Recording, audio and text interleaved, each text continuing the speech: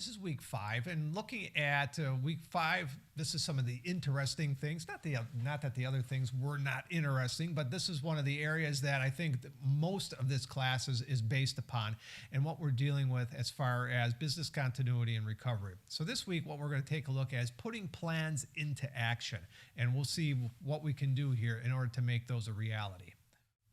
So you're thinking to yourself, how can I make these plans a reality with so many things that are going on? You can't have each and every area covered. It is nearly impossible to do so. You can't have a blanket approach either to all the areas that we talked about, whether it's dealing with active threat, active shooter, workplace violence, if dealing with a radiological event, whatever it may be, it's very difficult to maintain that. You can make a good, valiant attempt at doing so. However, my humble suggestion is when you're making a contingency plan, you're doing it for your organization, your community, and some of the disasters and some of the emergencies that may be out there and you may be susceptible to in the future. So in looking at a contingency plan, basically you're developing a site-specific plan or a strategy to ensure the continuity of operations that is going to occur and that needs to occur. In order to maintain functionality, whether it's going to be for several hours or until the power may run out or whatever it may be, depending on the emergency, you're going to need a contingency plan to do so.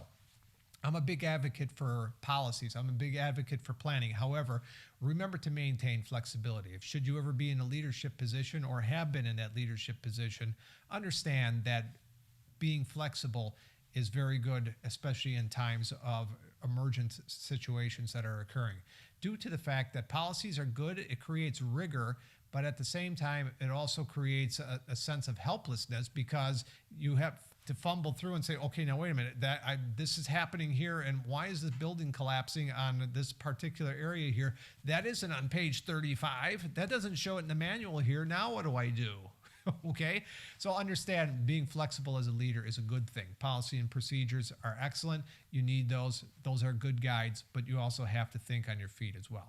And then some of the preventative measures and actions that are being taken to minimize some of the circumstances, to perhaps exposure to those disasters, the emergencies that are occurring within the community, and also being able to minimize the impact to the company's business operations. So you're looking at life safety of your personnel, of course, first and foremost, and then also being able to minimize the impact to your company's business operations. And you also want to get, if your business operations have been shut down for an amount of time, then you want to make sure that you have a plan that's going to be at least either 24 to 48 hours or 96 hours or whatever it may be. So this way you're able to function and get back into the swing of things.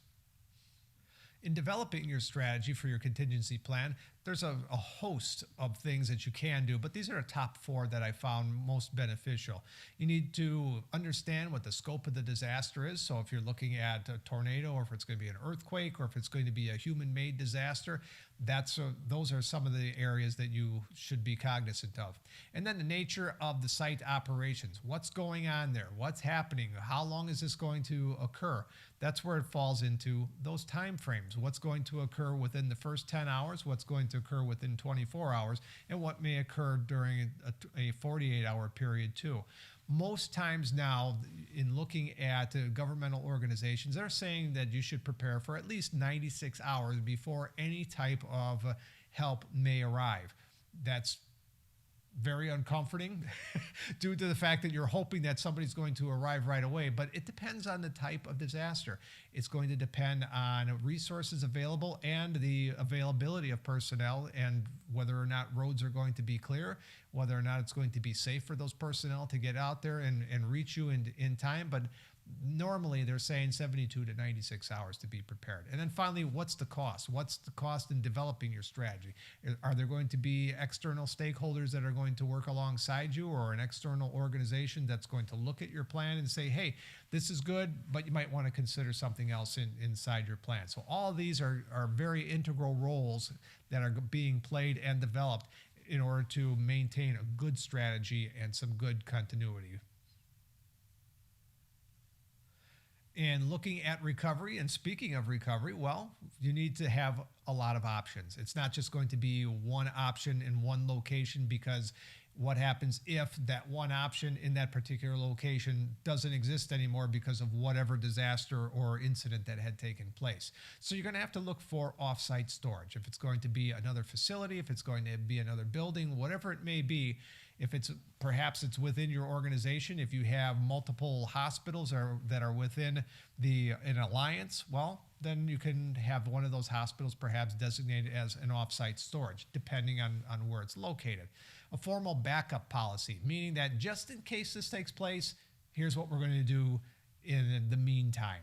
So that will help it out. Formal testing program to see what is going to happen and how you might mitigate those circumstances. You test it, you train, you educate, and you understand that things might be not so good at certain times, and how are you going to test that? So you're going to have exercises as well as have people participate in those exercises. And then system configuration. That could mean a lot of things. How is it working within the alliance? How is it working perhaps within your engineering department? How is it working as far as risk management is concerned? How are things as far as your incident command concerned? So there's a lot of things you need to understand dealing with that particular area. Are things compatible? Are departments working alongside one another? Is this policy doable? And is it compatible with that particular disaster? Surely you're not going to implement things for an earthquake when a tornado has struck. The compatibility issue is not going to be there. But you're going to say, hey, Dr. Milan, aren't all disasters pretty much the same? You respond, and then you have to clean up, and then you recover.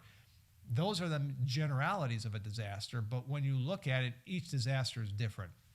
Each disaster, much like all of us, our personalities, our genetic makeup, we're all different people. So in looking at a disaster, you have to understand too, even though it's a natural disaster, for example, it doesn't mean that this is the approach that you're going to take from an earthquake to utilize it for a tornado. You need something specific for that area. And then selection of a backup media. And what I mean by that is being able to get the message out, being able to disseminate information, being able to utilize phone calls, and yes, even the old archaic message machines that are out there, but allowing people to know that your organization's doing okay, that you're coming back, that these are some of the circumstances that you've been experiencing for the past 96 hours. However, this is the new location. So having a backup media to allow people to know that you're doing all right is definitely going to be critical to recovery operations. And looking a little bit further and a little bit more in depth at this, in creating a crisis plan, you need to work alongside the media outlets as well as being able to answer any questions that are going to be pertinent to the community during that particular time. It needs to be identified. It needs to be something that's clear and concise, but also something that is going to be truthful. You definitely do not want to have anything that is going to be negative out there, let alone that is going to be fictitious or that it's going to be made up, because rumors are going to start to circulate then, and these rumors are going to make that story adversely affected with the overall operation, meaning that your credibility as far as leadership is concerned is definitely going to be diminished, since that there is going to be a lot of confusion, a lot of questioning going on, and a lot of miscommunication that might be there. So having a good leadership, a good incident command, as well as identifying what is actually occurring are some great steps. On the other hand, you may not have the information and you say, well, at this time, this is all we have. We are looking further in developing as the story unfolds, et cetera, and what we're trying to do within the organization. We'll give you that information as soon as we have it. You see that many times during these press conferences, and that's exactly what needs to be done in order to maintain honesty and integrity for the overall operation. So the next thing you're wondering, so now you're communicating, well, information dissemination, you need to have that out there. You need to have a contact chart, staff relations, and the guidelines to assist them, some procedures in working alongside the media, as well as media relations guideline. A contact chart, meaning basically who are you going to call within that chart and who's going to be made available in order to provide that information to the general public, as well as those within the media. Staff relations guidelines. Well, these are some guidelines saying the do's and don'ts of what I just pretty much explained in the previous slide, that you need to work alongside the media as partners rather than working alongside the media and lying to the media. Because once you're found out that you're lying, and that's going to cause an issue, that's going to cause a credibility issue, and then the media is really going to come down hard on you. So that segue kind of goes into procedures working with the media. This is where training and education. Did you hear that before? I thought I mentioned that before about training and education. Maybe the past 5 weeks I said that? No, it can't be. Yes, it is. And training and education comes in once again in dealing with procedures working with the media. Understanding who the media are, why they're doing what they're doing, what the questions are that they're going to be asking, and being able to address those questions and provide adequate answers, even with limited amounts of information that may be flowing at that time. And then a media relations guidelines saying, yes, you need to do this. These are the people that are here. This is where the press room is going to be. This is where we can hold a press conference. These are some of the things you can say. These are some of the things you can't say. These are the people that are in charge of the operation, etc. So you need media relations guidelines. So this way they understand where you're coming from, as well as your own organization is going to have confidence that the public information officer, PIO, will then disseminate that information properly.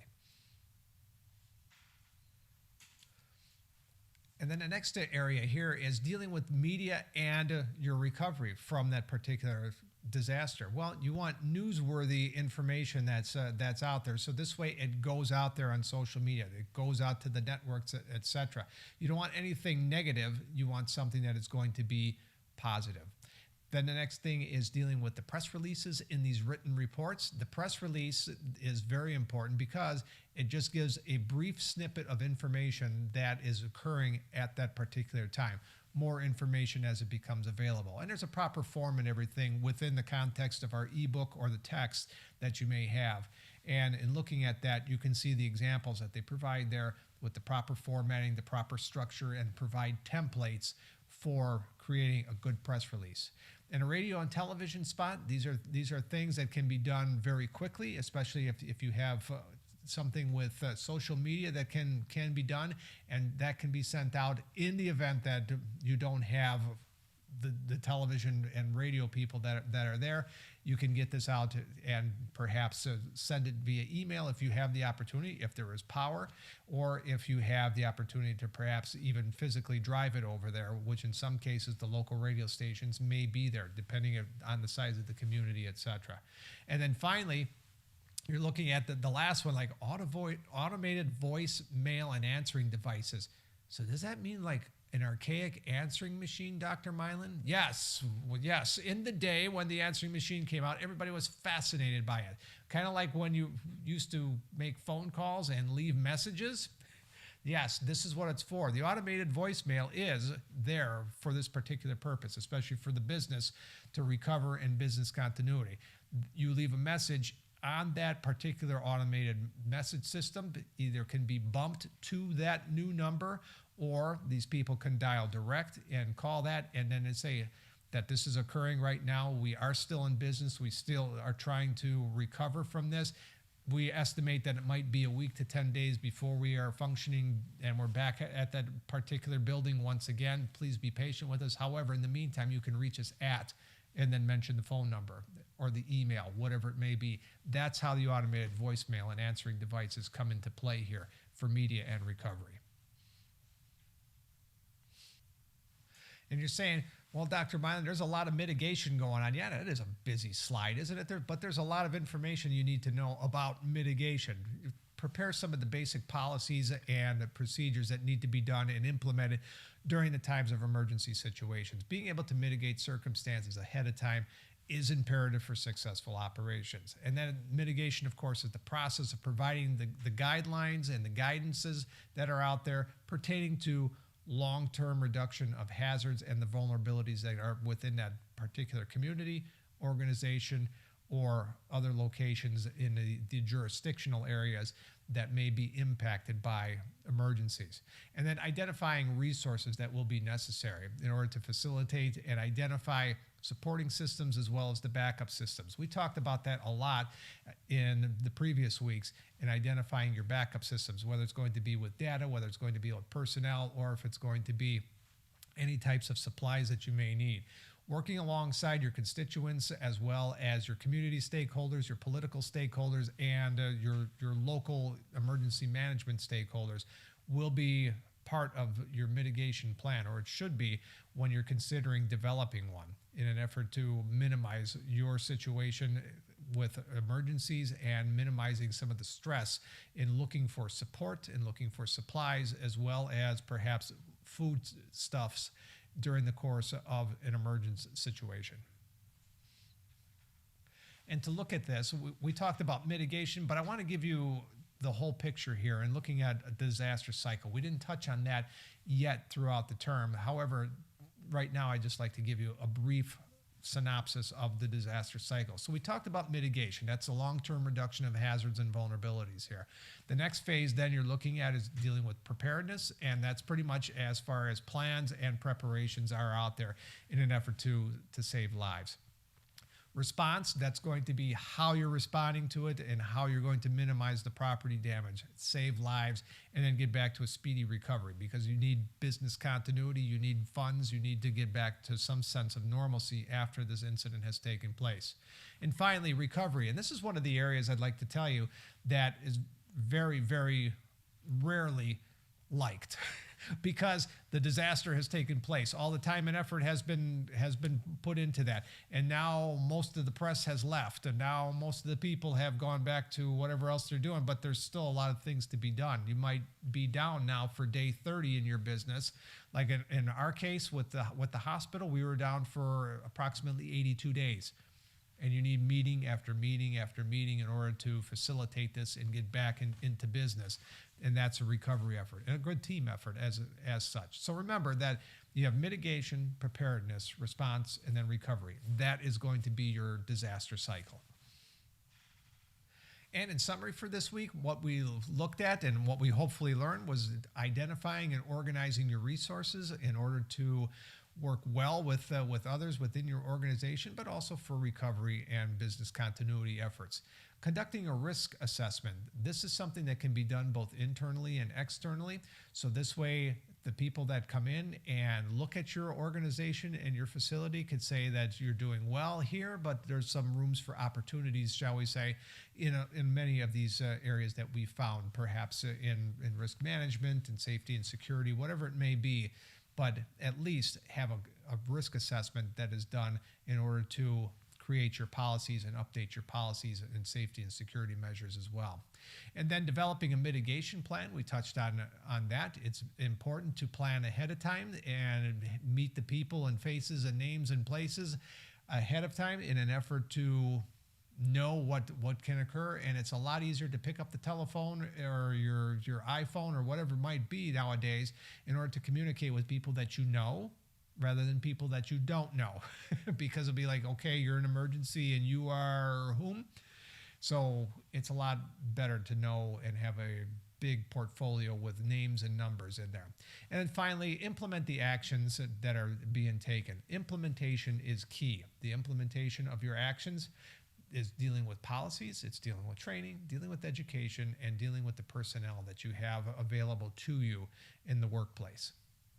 And that wraps up our lecture for week 5. I hope you found it interesting and found, once again, some good components of information that you may not have known, not only from previous lectures or from previous readings, but also just to kind of update you in regards to what's going on out there as far as planning, mitigation, preparedness, recovery efforts, etc., in developing your policy. I do wish you a great week, and I'm looking forward to working alongside you as we enter into our final week and our final lecture for next week. So blessings to you once again, and you all have a great week.